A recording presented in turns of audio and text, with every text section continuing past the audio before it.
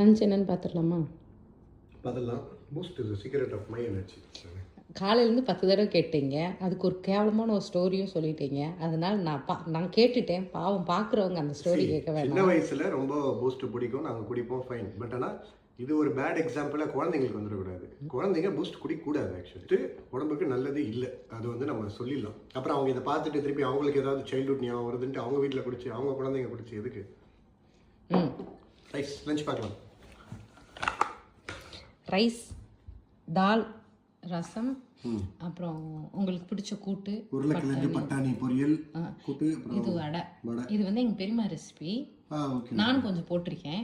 இது எதில் நான் இந்த வடை பண்ணியிருக்கேன்னு கண்டுபிடிச்சு சொல்லுங்க. சரி, ஓகே. உங்கள் ரெசிபியை தாங்க முடியாது, உங்கள் குடும்பத்தில் இருக்க எல்லா ரெசிபியும் வேறு எடுத்துகிட்டு வரேன்.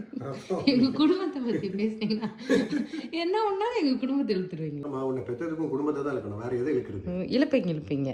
அப்போ உங்களையெல்லாம் அதான் அவசியம் விட்டுறணும், அதெல்லாம் இக்னோர் பண்ணு. எப்படி இருக்கு?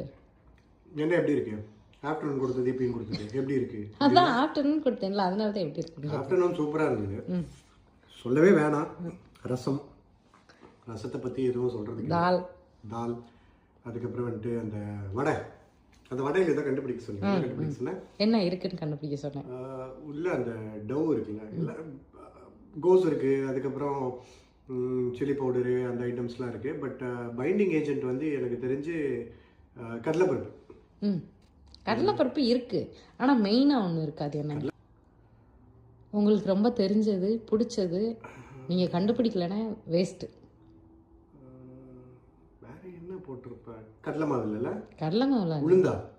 ஆமாம், உளுந்து தான். சீரியஸாக உளுந்து தான். உங்களுக்கு டேஸ்ட் தெரிஞ்சிச்சா? தெரியும். அது கருப்பு உளுந்து, அதாவது ஒயிட் உளுந்து போடணும். நம்மகிட்ட இல்லை, அதனால கருப்பு உளுந்து போட்டேன். ஏன் ஒயிட் உளுந்து தான் போடணும்? கருப்பு உளுந்தும் போடலாம். நல்லா இருந்துச்சா? அது சூப்பராக இருந்தது. அந்த வடை அல்டிமேட். நான் ஆக்சுவலி ரசம் சோறு ஃபுல்லாக அந்த வடையை தான் வச்சு சாப்பிட்டேன். அதுக்கப்புறம் முடிச்சுட்டு தான் உருளைக்கிழங்கு சாப்பிட்டேன். சூப்பராக இருந்தது.